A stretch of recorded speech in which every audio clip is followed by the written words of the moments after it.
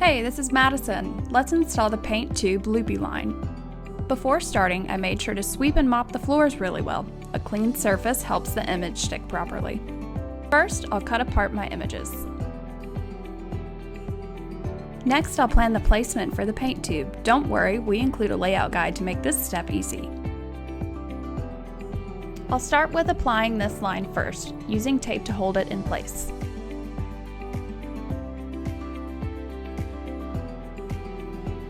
Next, I'll peel back a section of the image to expose the backing and cut off that portion.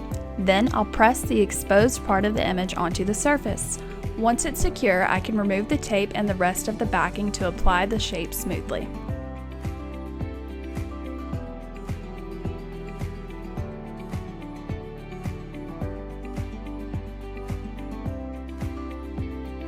I will then repeat this process for the rest of my pieces.